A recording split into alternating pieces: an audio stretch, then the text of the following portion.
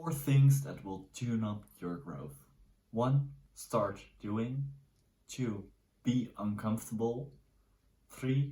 Get clarity. 4. Take risks. Just know it's not if you want to, it's are you willing to. Think about that for a second. My name is Baltes. Welcome to a new video, and I'm on a mission to help as many people as possible to express themselves. That's why I'm making this video, that's why I make short form content, that's why I'm writing my articles, and yeah, that's why you're here.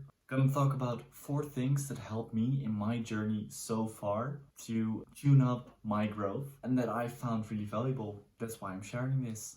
And the 4 things are also things that in the long run will help me create the life I want. I cannot go back anymore. The effort and time I put in, everything that I do right now, gives me the urge to succeed. By starting to write my articles and posting videos and making short form content, by choosing not to go to school anymore, by setting goals and missions for myself and wanting to achieve them, of course, because why else would you set them? By envisioning what I want my life to be like. I just cannot go back anymore. You know, when you're down the rabbit hole, sometimes they say you're too deep. Yeah, that's the point I see myself in right now. I'm just too deep and too committed to creating the thing I want to create and help as many people as possible to express themselves that I cannot go back anymore.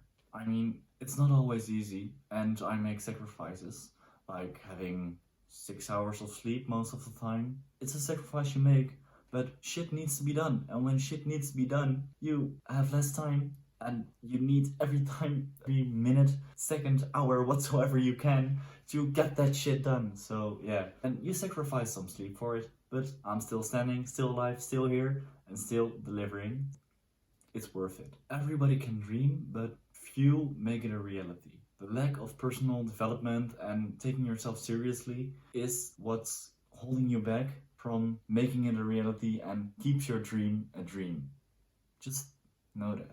What I say to myself and really helps me a lot is the question, what happens if I do not put in the work? I mean, I will feel incomplete, I will feel like a failure and probably be unhappy because I have to work a 9 to 5 and always will be thinking of what could have been, you know, just because I will have the regret of inaction. And that is what will happen if I do not put in the work. So then I rather sleep 6 hours and put in the work because shit needs to be done than have that regret. And that's one of the sacrifices I'm making right now. But that's also what's helping me to grow. That brings us to number 1. Start doing. If you do nothing, no matter how many books you read, no matter how many content you consume, just nothing's gonna happen then. Know that, because you can read as many books about fitness if you want. You can read about as many books about healthy food as you want. But if you do not eat healthy and if you do not go to the gym, you will not gain muscles and you will not lose weight. Why? Because if you just consume everything and do not take action, nothing will happen. You cannot run a marathon without training. Well, you can actually, but running the marathon on itself is an action to do it. And training for the marathon is an action that will help you to get through the marathon. If you watch like 5 marathons, you will be less trained than if you just do the work, train for the marathon, and then run it. Because you're doing it. You're putting in the action. You're putting in the work. Then number 2. Be uncomfortable. Funny thing, I dropped an article about this last week. I will drop that in a link down below, and I will also recommend you to read that one. I will pause the video here for a second so you can subscribe to my article and read the article about being uncomfortable I posted last week, so you can listen to this with more depth and you will get more value out of it. If you want more value or understand the videos better, I recommend you subscribing to the article and reading it, of course. I will be back in a minute, and now you have time to subscribe.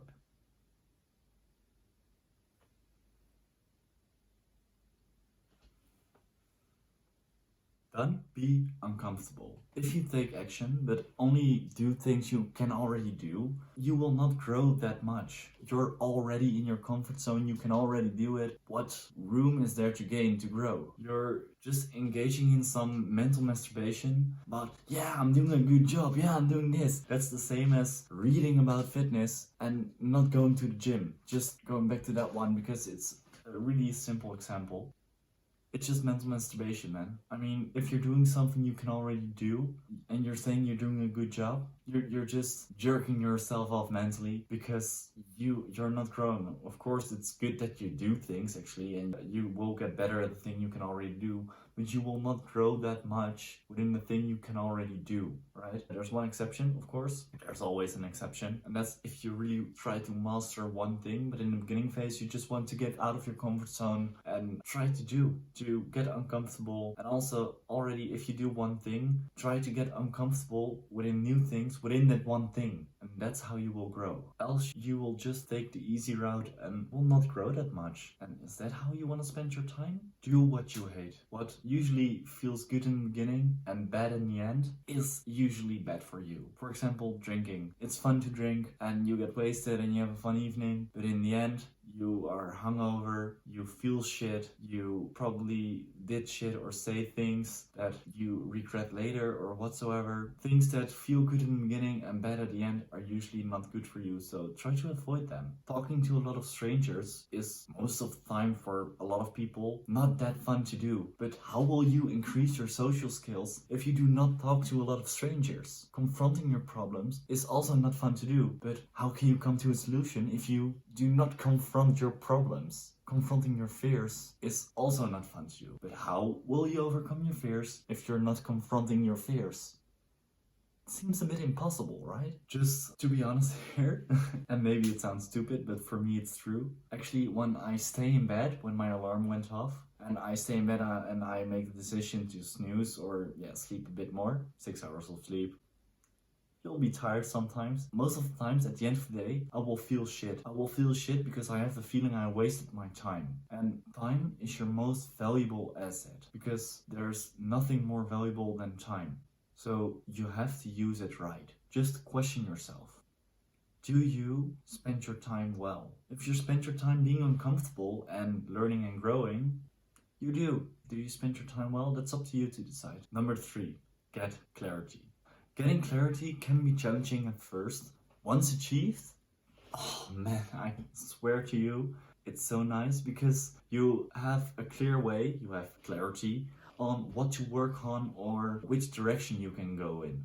Alright? So having clarity is real nice, but getting clarity is a bit challenging. What helped for me personally are a couple of things. What I needed to figure out was my life's mission. I wrote an article about that, so you can read that. And also my first video was about that, so you can watch that one. My 10-year vision. What I did to achieve my 10-year vision was make a vision board and stick it up to your wall, because if you stick it up to your wall, you will see it and it's easier to envision your 10-year vision. Make a vision board. That's what I really recommend for that one.